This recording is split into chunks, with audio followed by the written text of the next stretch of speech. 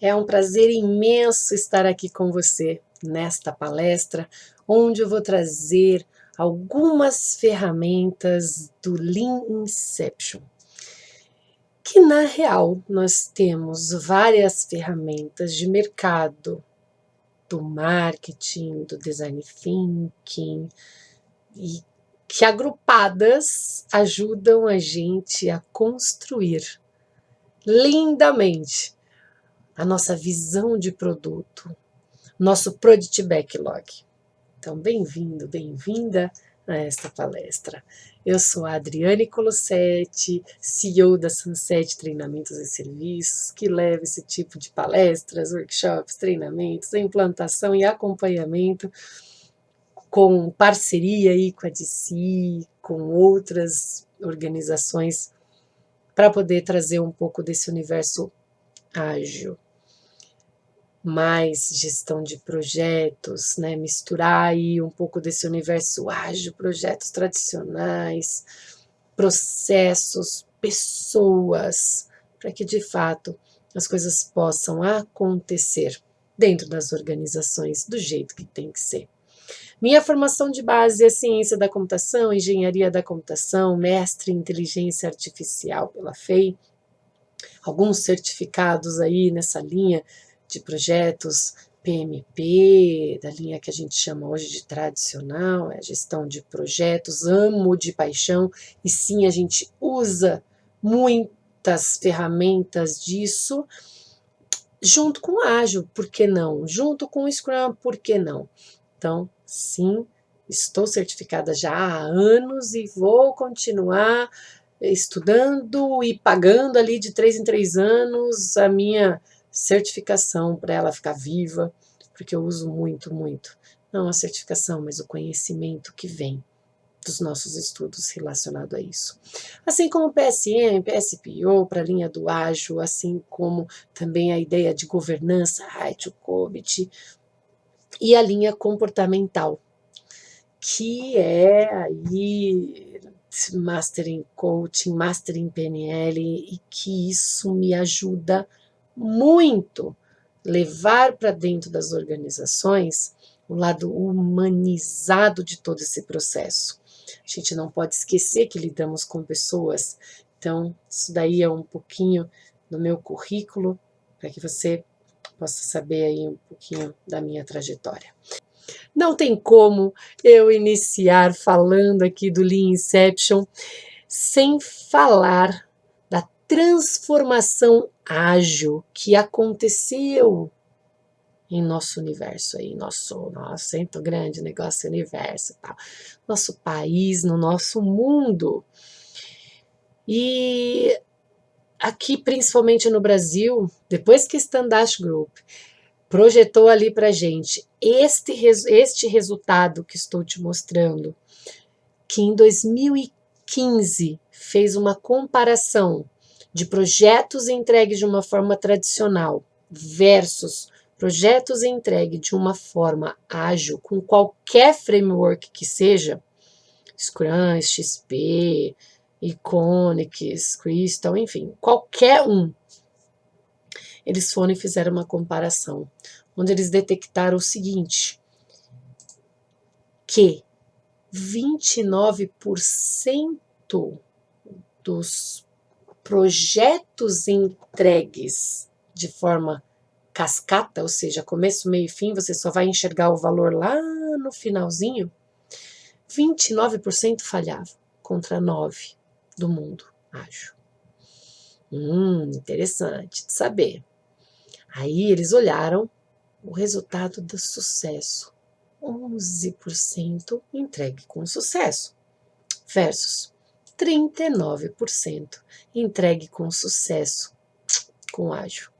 Logo, pelo menos que eu vivi, que eu conheço isso desde 2008, que foi meu primeiro contato com isso, foi onde eu vi crescer demais as empresas ali que falou, cara, quero virar a minha chavinha para o ágil.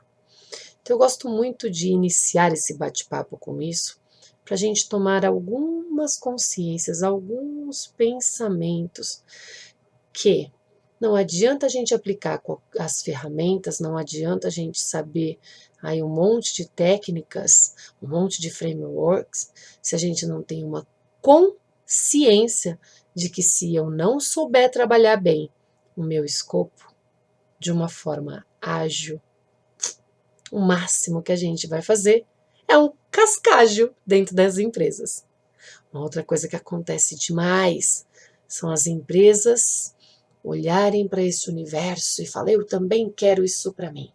Vai lá e fala, vamos montar uma squadzinha, colocar meia dúzia de gente junto e a gente sai fazendo o projeto à torta e à direita e tem que me entregar mais rápido. Pã, vamos lá. Algumas questões. E squad, nome bonito que se dá para o time ágil dentro do Spotify. E tudo bem, ok, é um nome. Mas é time ágil, time Scrum, sei lá, time Kanban, time... Se cada um dá o seu nome.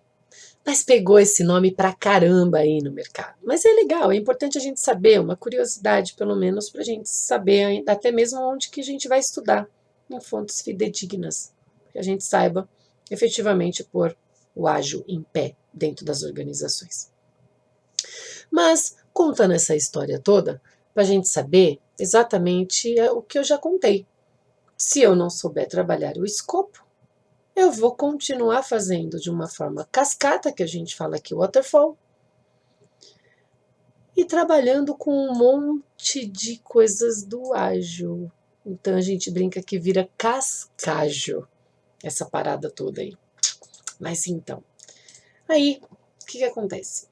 Antes até mesmo de falar, poxa, então como que a gente atua com isso? Eu vou passar uma visão geral do Scrum, que geralmente a gente monta um Product Backlog para o Scrum.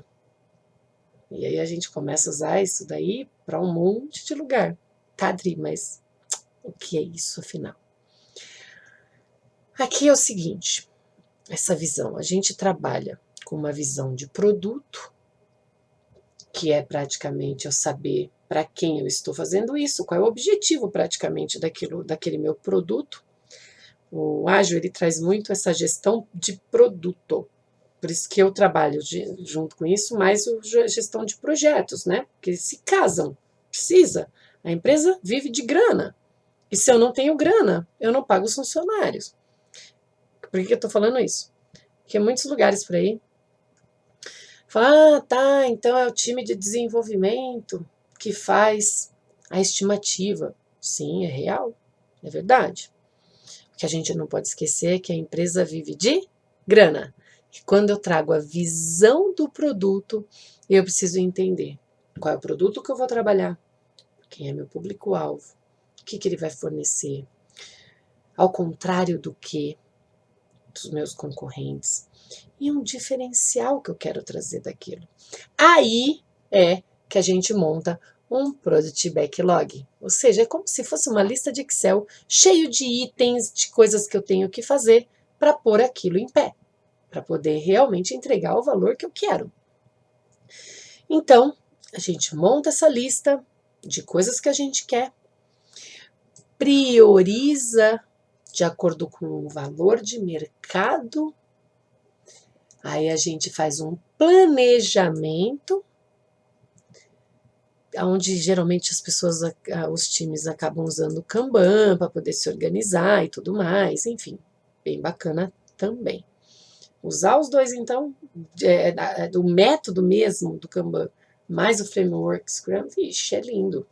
Você vai ter aí uma bela de uma gestão. Aí, eles vão executar de 2 a 4 semanas, geralmente. Eu, particularmente, gosto de sprints de 1 semana. Eles vão fazer uma review, ou seja, vão apresentar aquilo que foi construído. E aí, eles vão fazer uma retrospectiva, entendendo o que foi bom, o que foi ruim, o que deve ser melhorado. Como o foco desta palestra não é o Scrum, eu só estou dando uma pincelada em tudo isso para poder saber, tá, mas para que a gente roda uma Inception? E a gente vai mostrar aí um pouquinho desse universo do Project Backlog, como que a gente faz isso, né? Tem várias técnicas de priorização e tudo mais. E aí, a primeira coisa que é, para montar um Project Backlog, o que que eu preciso? Primeiro, como montar um? Como que a gente vai montá-lo? Aí a gente fala, começando em ter uma boa visão de produto.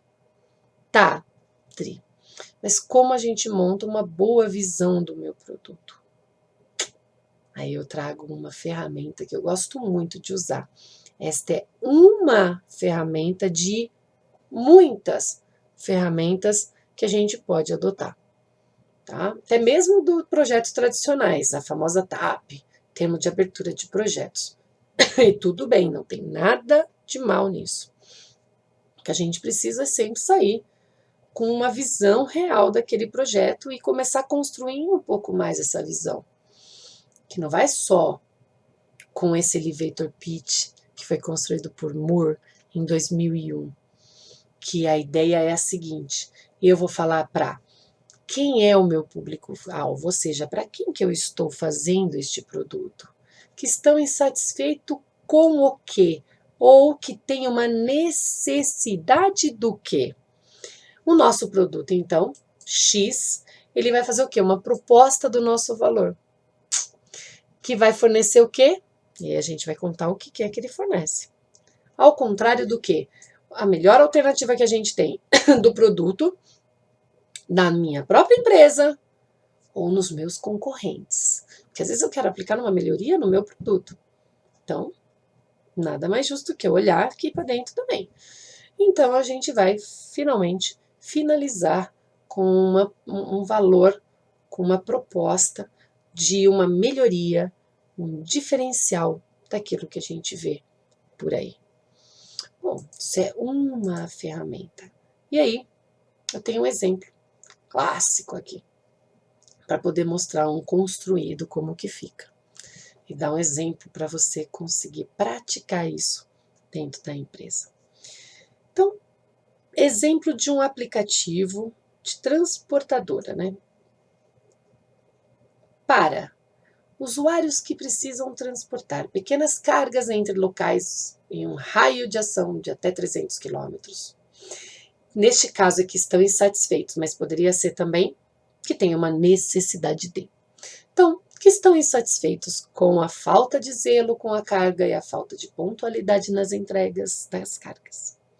Então, nosso produto e-Carretos é um aplicativo para encontrar motoristas que fazem deixa eu apagar aqui, pequenos carretos de cargas em carros fechados, que fornece um cadastro prévio dos motoristas habilitados, ao contrário dos serviços oferecidos hoje pelo site de transportadoras. Então, o nosso produto, aí vem a sacada, vem a diferença que eu quero aplicar. Permite que apenas os motoristas já avaliados ou pré-avaliados por usuários com nota maior ou igual a 4, lembrando que a nota máxima é 5, sejam listados para contato preliminar. Ou seja, isso daqui já começa a me dar uma visão mais ampliada do produto que eu quero desenvolver, do produto que eu quero melhorar. Ou aplicar algum tipo de inovação, o que seja. Só que isso não basta. Eu preciso de mais, eu preciso entender mais. E aí tem mais ferramentas para a gente aprofundar um pouco aí nesse universo. E eu gosto muito também de uma ferramenta que eu particularmente conheci de Paulo Caroli, que ele fala o que este produto então é, o que ele não é, o que ele faz e o que ele não vai fazer. Então isso começa a trazer restrições, começa a trazer um monte de premissas, e aí amplia cada vez mais a minha mente em entender qual é o produto que eu quero atuar. Então é simples. Faz um quadro e começa a colocar, bom, esse meu produto ele é um aplicativo que vai trabalhar dessa forma e tralalá. E que vai fazer uma consulta, uma pesquisa ao site XPTO, vai fazer o login não conta, né? Já Adriane. Então, mas que vai fazer uma funcionalidade X, enfim. Eu vou começar a escrever um pouco mais. Então, eu estou aprofundando um pouquinho mais, mas ainda assim bem amplo. E aí eu vou falar o que ele não é. Então, eu coloco todas as restrições no não é e no não faz. Então, ele não é um site de busca, como um Google, por exemplo. Ele é um aplicativo que ele vai fazer a busca somente dentro dele próprio de carretos. Mas ele não vai ser um pesquisador universal. Então, ele não faz esse tipo de busca. Então, assim, eu começo a pensar e colocando lá os post-itzinhos, escrevendo, enfim, da melhor forma que achar. O que eu fiz agora? Eu aprofundei um pouco mais. Legal. Começo a entender o que o meu produto é, para quem que eu estou fazendo esse produto, o que ele é, o que eu estou pensando de diferencial nele, mas ainda assim não estou tão profundo. Aí eu venho para essa ferramenta aqui aplicada, começo a entender um pouco mais do que é que realmente eu vou pôr a mão na massa para desenvolver, e aí eu vou ampliando um pouco mais meus horizontes. Eu posso aplicar um Business Model Canvas para fazer o quê? Começando aqui, ó, coisas que a gente já sabe, só que eu aprofundo um pouco mais. Em vez de eu colocar o meu público-alvo, eu coloco o meu cliente-alvo. Ou seja, tá dentro desse público, no ranking de geografia que você escolheu, quem é, afinal, o meu cliente-alvo? Mulheres de 20 a 50 anos, homens de 30 a 60. Sei lá, estou chutando qualquer coisa aqui. Pessoa física, pessoa jurídica, empresas de nicho de logística, enfim. Eu começo a olhar um pouco mais de detalhe esse daqui. Aí eu falo, legal, então tá, para esse meu cliente, qual é a proposta de valor que eu quero entregar? Ou seja, o que é, a gente fala do presente, né? O que eu quero entregar para esse meu cliente? O que eu quero propor para ele? Que tipo de melhoria eu quero entregar? E aí eu vou fazer, tá, mas como que eu vou distribuir para o meu cliente? Como que eu chego nele? Por redes sociais? Por transportadora? Por mídia paga? Tanto em mídia digital quanto em redes abertas, de TV, enfim. Como que eu chego? Quais são os canais que esse meu cliente vai entender que eu existo? E como que eu vou me relacionar com ele? Porque eu preciso entender quais são os canais, inclusive de relacionamento, que eu vou abrir para que meu cliente possa falar comigo. Para que a gente possa saber que, né, como a gente sempre fala, pessoas compram de pessoas. Logo, eu tenho que ter um canal para me relacionar com o meu cliente, para que ele saiba que aqui não tem uma máquina, que aqui tem uma pessoa e que essa pessoa está disposta a entregar o valor para ele. Aí a gente vem aqui na estrutura de receitas. Então, como é que a gente vai receber? Então, eu monto uma estrutura, não precisa ainda definir valor monetário, preço. Eu não preciso, mas eu preciso saber o seguinte: vai ser por assinatura? Vai ser paga uma licença e pronto, já era, usa até o final, só vai pagar de novo quando mudar? Enfim, N estrutura de receitas que a gente pode adotar. E aí sim a gente vem para o lado esquerdo desse canvas e fala, entendi. Para entregar essa proposta de valor para o meu cliente, quais são os recursos chave que eu vou precisar? Quais são as atividades-chave que eu vou precisar para poder desenvolver esse cara aqui? E aí eu começo, tá, recursos, de repente, eu vou precisar de link de internet, eu vou precisar de máquinas, eu vou precisar de um ambiente, eu vou precisar de, sei lá, de carro, não sei, que recurso que eu preciso? E aí aqui, que atividade? Eu vou precisar contatar uma agência X, eu vou precisar falar com fulano de tal ali para poder conseguir uma parceria, etc. Aí sim, a gente tem que ver parceiros, chave, fornecedores, a parceria propriamente dita, e aí essa parceria não precisa ser necessariamente de permuta, ela pode ser sim paga também, como, né, os próprios fornecedores, eles vão receber dinheiro com isso. E aí a gente vem para a estrutura de custos, tá?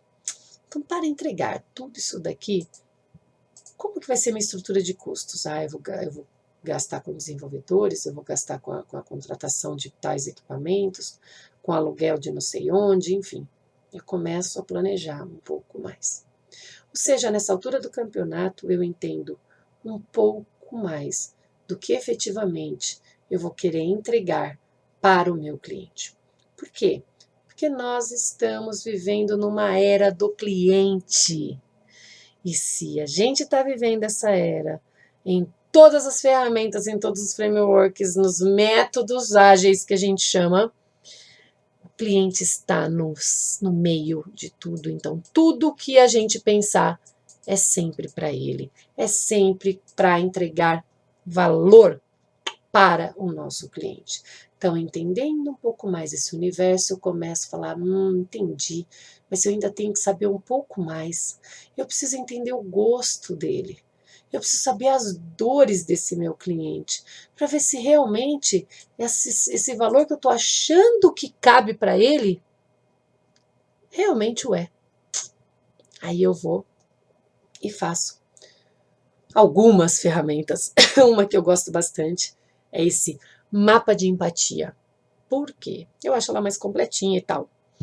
Onde eu ponho ali João, né, ó, 45 anos, pai de 2 filhos, casado. Então, ou seja, já começo a criar um persona. O que ele vê, né, entre ambientes, amigos, mercado, o que ele está oferecendo?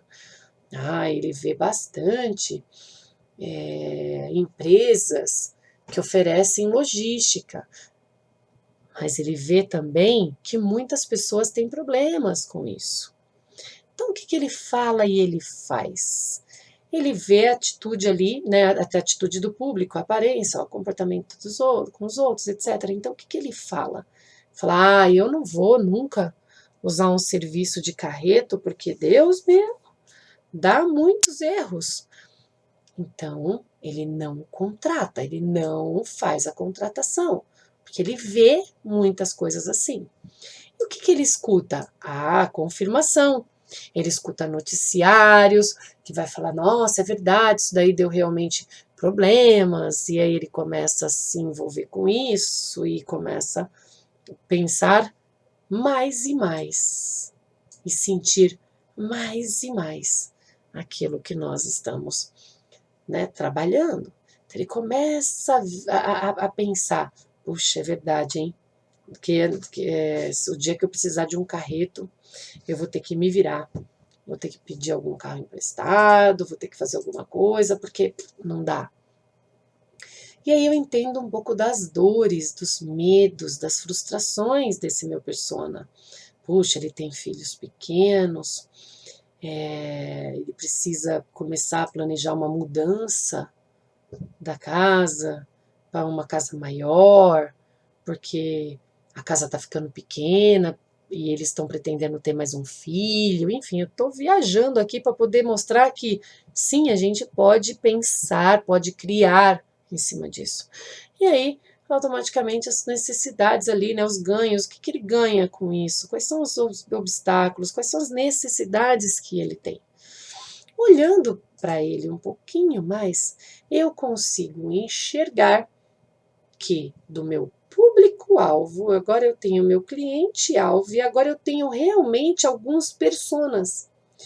E a gente constrói, no mínimo, num produto real, no mínimo, uns 5 personas diferentes. Então, se eu criei agora um João de 45 anos e o meu cliente-alvo vai até 60 anos, eu vou fazer mais um de 60 anos. Vou fazer uma pessoa, uma mulher de 55, eu vou fazer uma de 30.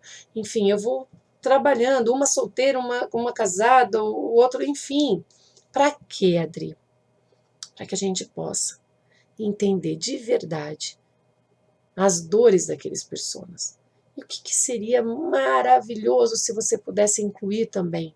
Fazer pesquisa, fazer um formulário que seja no Google, Forms, no Survey, enfim.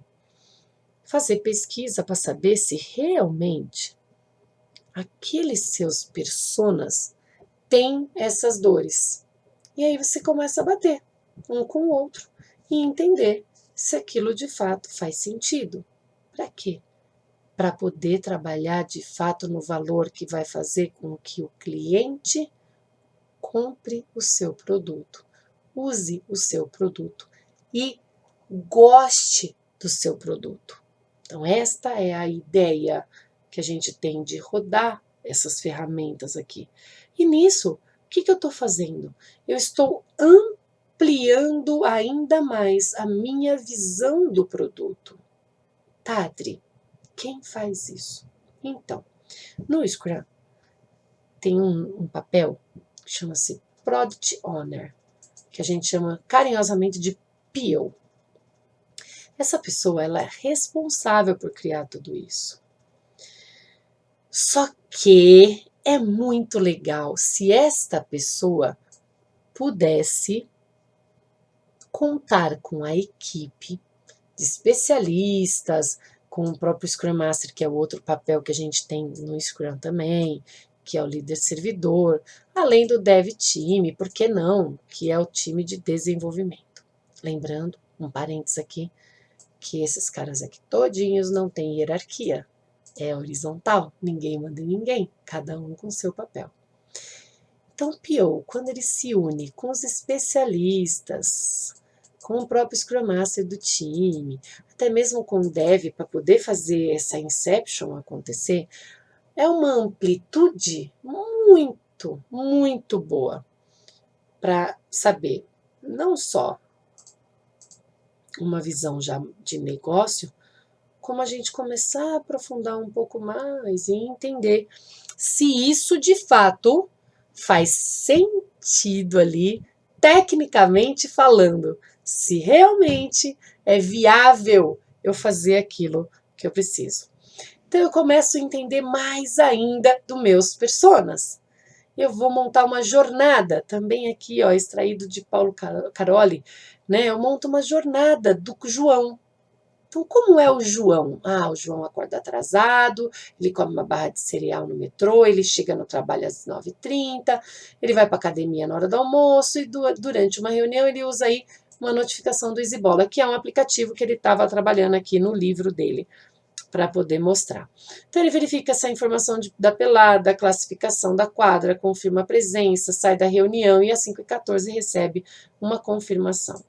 Então, quando eu começo a alinhar isso daqui, essa jornada do meu cliente, que eu também posso fazer um pouco mais aprofundado no quesito da jornada dele dentro daquele universo de fazer uma contratação do seu serviço, eu vou ampliando e vou verificando quais features, ou seja, quais itens de negócio eu preciso para poder entregar esse valor que eu falei para o meu cliente.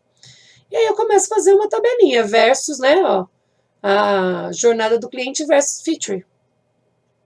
Então aqui a gente já identifica, aqui eu preciso de um módulo de notificação, preciso de um detalhamento também, com local, hora e data. Ah, preciso de uma classificação das quadros, preciso de uma confirmação de presença, preciso de uma notificação. Seja aonde não encaixa, não encaixa, ponto, acabou, não tem problema. Mas aonde encaixa a gente já tem. Só que não morre por aí. A gente começa a entender que a gente precisa mais, que a gente vai ter que ir mais além de entender se precisamos de mais itens para ser trabalhado. Então a gente começa a pensar ali junto com a galera que está trabalhando junto conosco de quais features a mais a gente precisa trabalhar. E aí a gente chega em mais algumas. E aí, junto com um time um pouco mais técnico, eu também já posso começar a meio que priorizar isso. Por que com um time mais técnico? Porque eu começo a olhar o esforço também. Quanto de esforço que eu tenho que pensar para, de repente, desenvolver cada um dessas features, cada item desses caras. E são features porque ele ainda está num nível muito, muito macro. E para montar um Product Backlog, a gente precisa diminuir um pouco mais, a um ponto dele ficar pequena o suficiente para caber dentro de uma sprint do Scrum, por exemplo. Lembrando, mais um parênteses aqui do Scrum. Uma sprint, ela vai de 1 a 30 dias. Dentro desse universo, eu posso rodar a quantidade de tempo que eu quiser. Lembra que eu coloquei de 1 semana? Mas que geralmente o mundão por aí usa de 2 semanas a 4. E tudo bem. Para eu rodar dentro dessa sprint, o que eu vou precisar? De itens menores. Mas eu, por enquanto, já vou começar a olhar para esses itens maiores que eu cheguei e vou falar, tá, mas qual é o grau de incerteza técnica que eu tenho aqui? Médio, baixo, alto, enfim, do jeito que está aqui. Para eu desenvolver tudo isso daqui, equipe, né? Qual é o esforço que eu tenho que despender? Aí a equipe vai fazendo, vai falando. Tá, mas quão importante este item é para o valor do negócio? Porque se eu entendo do meu cliente, se eu entendo as dores do meu cliente, eu tenho uma condição muito mais apurada agora de falar se isso vai entregar baixo, né, muito baixo, baixo, médio, alto, muito alto, altíssimo, enfim, o ranking que você decidir junto da tua equipe de fazer. E a gente vai mirar, obviamente, para os itens de altíssimo valor por negócio, porque é isso que importa, para a gente começar a ver que se eu focar nisso, quanto time, eu consigo entregar valor para o mercado antes dos meus concorrentes, antes do que eu imaginava. Eu já começo a aprofundar um pouco mais. E aí, o que acontece? Eu começo a falar o seguinte, temos que criar itens menores do que a própria feature, que está no nível macro, muito macro. É como se fosse um épico. Ou seja, uma história tão grande, que eu preciso dela pequenininha. Um exemplo daqui, ó. A gente usa muito, para montar esse backlog de produto, histórias dos usuários. E aí, o exemplo é o seguinte. Aqui, ó. Como, e aí a gente põe aqui o ator, o que eu quero, que é a ação, e para que eu quero. Está aqui como um papel do cliente, X ali, né? Quero que sejam disponibilizadas diversas formas de pagamento para pagar meu pedido. Legal. Enorme. Enorme. Praticamente assim, que a gente chama isso aqui de épico. Então, o que eu tenho que fazer? Qual é a técnica que a gente usa para poder construir as histórias de usuário? A famosa invest, que ela tem que ser o mais independente possível, ela tem que ser negociável, porque afinal de contas não é um contrato, ela tem que gerar essa flexibilidade, ela tem que entregar valor, ela tem que ser possível de ser estimada e de ser realizada dentro da sprint. Ela tem que ser pequena, né? Small, ela tem que ser pequena o suficiente para caber dentro da sprint. E ela tem que ser testável. Todas as histórias de usuários. Então, o que eu faço com isso daqui que está muito grande, Dri? A gente quebra. Quantas formas de pagamento eu vou querer trabalhar? Vou querer trabalhar com cartão de crédito, Master, vou querer trabalhar com cartão de crédito Visa, eu vou querer trabalhar com boleto bancário, eu vou querer trabalhar com PicPay, com PayPal, enfim, com diversas formas de pagamento. Aí sim eu tenho histórias de usuários. De acordo com o que eu enxerguei aqui num épico ou numa feature, eu começo a quebrar esses meus épicos em histórias menores, seguindo o Invest. Então, eu vou fazer como usuário, como cliente gostaria de pagar com cartão de crédito Mastercard para pagar meu pedido. Como cliente gostaria de pagar com cartão de crédito Visa para pagar meu pedido. Como cliente eu gostaria de pagar com boleto bancário. E assim sucessivamente. Ou seja, eu preciso usar técnicas para ir aprofundando cada vez mais. Então, perceba, a gente começou entendendo de uma visão de mercado, aqui que nós estamos entregando, e fomos aprofundando, até que a gente tem condições melhores de construir o nosso Product Backlog. E aí uma dessas técnicas está aqui, que é a história de usuários. É obrigatório? Não. É só mais uma técnica que facilita. Por que eu gosto pra caramba dela? Porque ela ajuda o time todo a entender para quem é que nós estamos construindo algo. O que é este algo? Para que é este algo? Aí fica mais ou menos uma lista como esta. Que aqui já está as IDs, como se fosse 1, 2, 3, 4, 5, só que aqui já está bagunçadinho, por quê? Porque já está em ordem de prioridade. E aí tem algumas histórias, claro que não tem o para aqui, mas eu vou já mostrar, que é, como usuário autorizado, eu posso criar uma nova conta para acessar a plataforma. Como usuário autorizado, eu quero fazer login, quero fazer logout. Ah, Dri, puxa, esse daqui é técnico demais, né? Ó, quero criar um script para limpar o banco de dados. Sim, não tem problema nenhum, porque às vezes é tão necessário que a gente tenha histórias ali técnicas junto com a parte funcional, que é para fazer isso funcionar de verdade. Pra que, né, aqui nesse caso, e eu coloquei de propósito nesse exemplo, para que a gente possa saber que sim, que pode ter. O que acontece? Parênteses lá para o Scrum de novo. No Scrum ele fala que não tem problema da gente trabalhar itens técnicos do backlog de produto, desde que a gente acrescente pelo menos um item de funcionalidade na sprint. Então, ok. Aí a gente vai construindo, né? Como usuário autorizado, eu quero ver a lista de itens que posso selecionar e assim sucessivamente.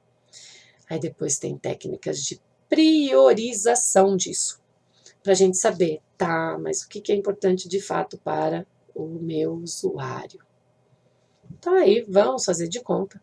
Isso daqui é o mais importante de fato para o nosso cliente. Aí a gente vai lá e coloca, isso aqui vai ser em primeiro lugar, isso aqui vai ser em segundo, isso aqui a gente vai trabalhar em terceiro, e assim sucessivamente.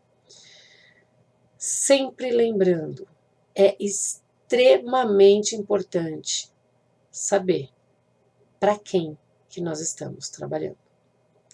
E aí, olhando para este universo todo, para esse backlog todo, o que é muito importante também? Ah, vamos pensar aqui, ó, esquecendo o que está escrito aqui, faz de conta que nem tem nada, mas tem itens aqui que a gente precisa trabalhar. E aí a gente fala assim, ah, olha só, até esse pedacinho aqui, ó, de itens de backlog do produto, se eu trabalhar, se a gente focar, a gente entrega um fluxo completo para o nosso cliente. Não precisa estar emperequetado ainda, não precisa ter todas as funcionalidades da vida. Tem que ter as funcionalidades básicas para poder entregar valor para o teu cliente usar.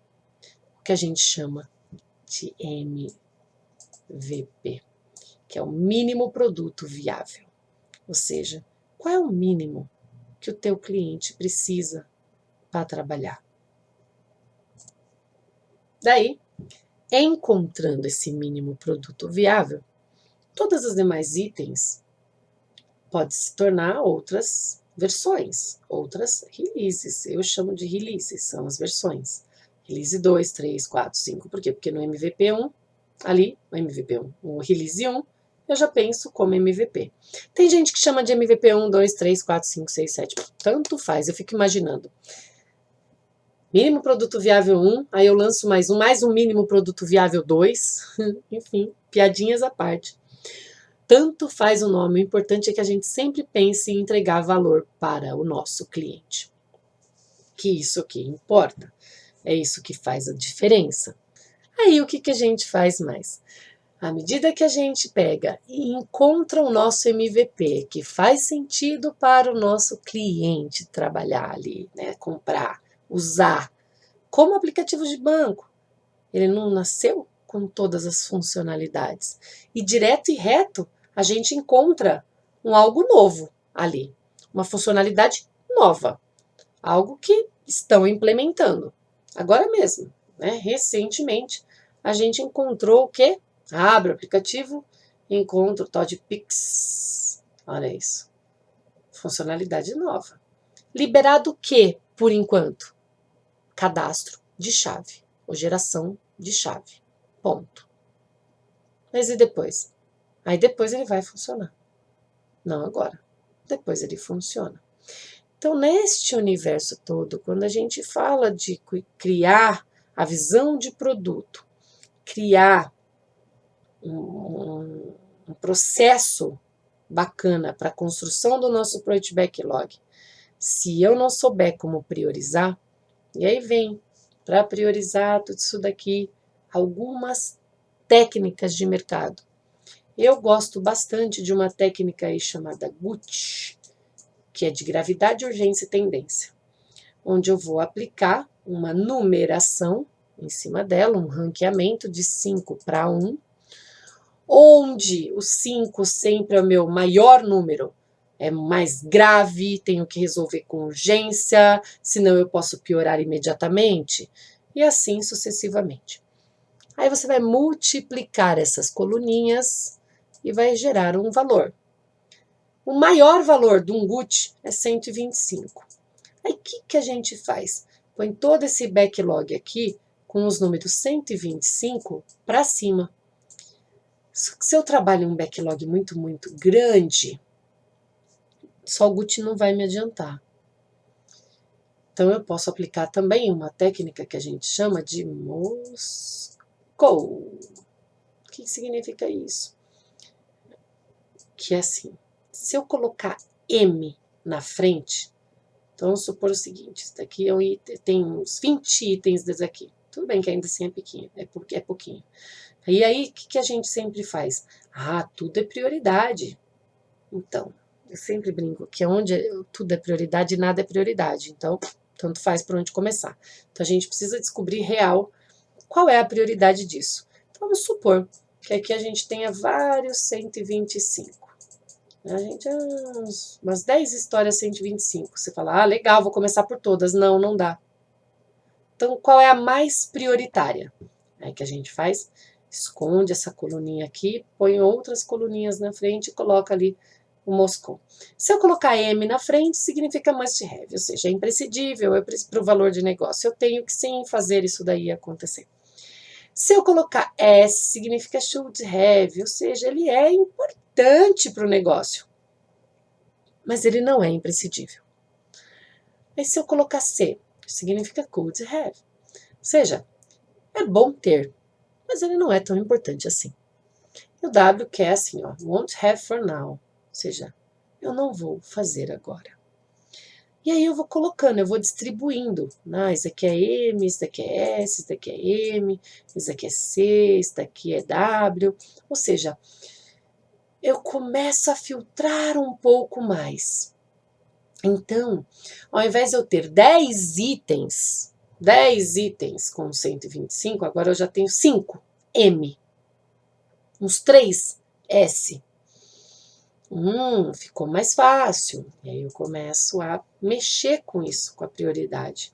Então, são algumas técnicas que eu uso particularmente para poder fazer isso. E depois eu uso aí uma matriz de esforço técnico versus valor que agrega para o negócio. E começo a ver, mas aí eu tenho que ter poucos itens para trabalhar com isso, aqui uns 10 mais ou menos, ou de comparação. Que aí eu vou falar assim, bom, qual é mais M dos M's?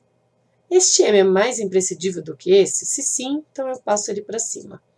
E assim eu posso trabalhar, só que é muito mais fácil eu fazer isso com 10 itens do que com 50, 100, 300 itens do backlog. Olhando para isso, fica muito mais fácil eu entender o que de fato é de valor para o meu cliente. Mas eu só tenho condições de chegar aí se eu de fato começar a mergulhar em cima disso e conhecer o meu público de verdade, entender de verdade o que faz sentido, porque senão eu vou continuar fazendo, lidando com o meu escopo do jeito que eu fazia, e aí não vai adiantar nada. Então, Lean Inception tem N ferramentas bacanas que ajudam nós a entendermos um pouco mais deste universo e entregar aquilo que de fato faz sentido, aquilo que de fato vai gerar valor para o negócio. Lembrando que no Scrum, como a gente trabalha muito com visão produto, e a gente tem lá a figura do Product Owner, que é a visão do nosso cliente ali dentro. Ele precisa saber do retorno sobre o investimento, ou deveria. Ele deveria ter autonomia para poder tomar esse tipo de decisão. Até contando aqui, para finalizar a nossa palestra, uma historinha de N histórias que eu conto por aí, de tanta coisa que a gente já passou. Um belo dia, rodando a Inception dentro de uma organização. Tava lá o PO, esse geralmente é caixinha de surpresa assim, tá?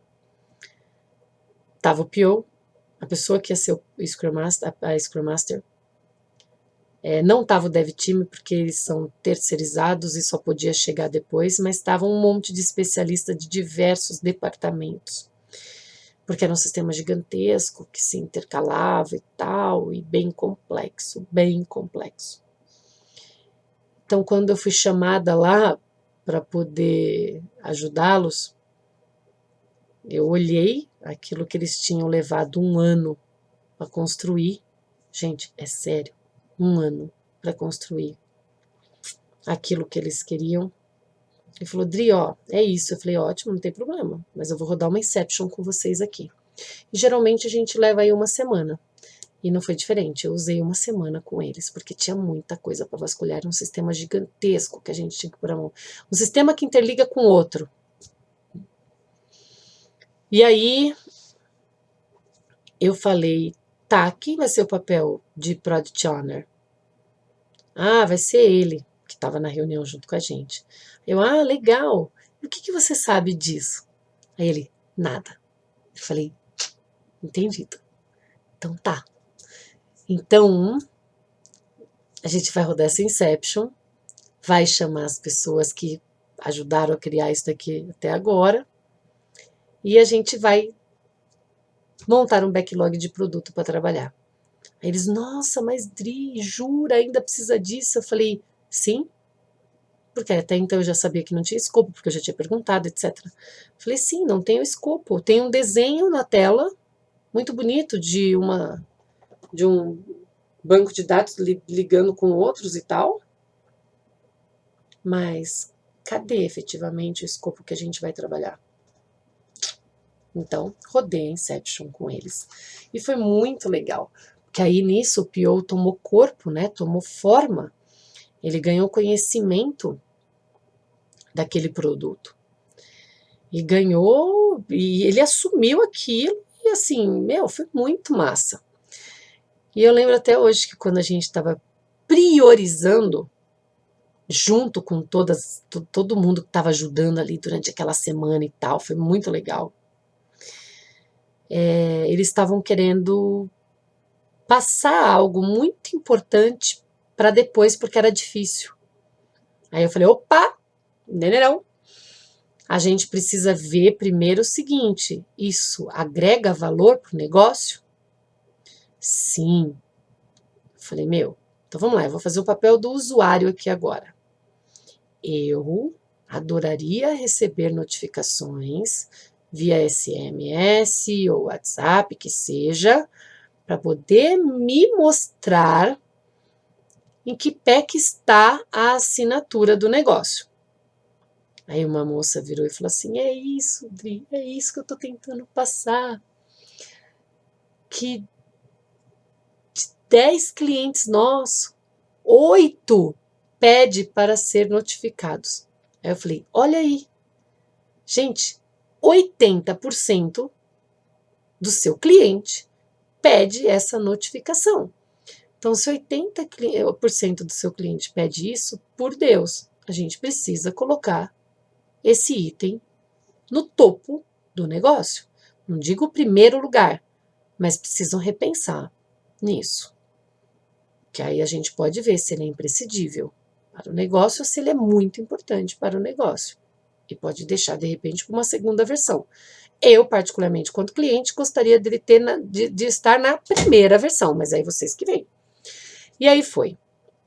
Eles passaram isso para a primeira versão. E aí a gente pegou, quebrou, chegou lá no Project Backlog e fomos para outra parte.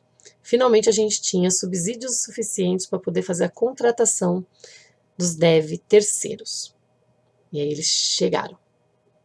A gente já tinha toda uma visão do produto para poder apresentar para eles, todo mais detalhado. A gente tinha os primeiros Project Backlog, e aí a gente começou a falar, ok, só que agora a gente tem que refinar isso.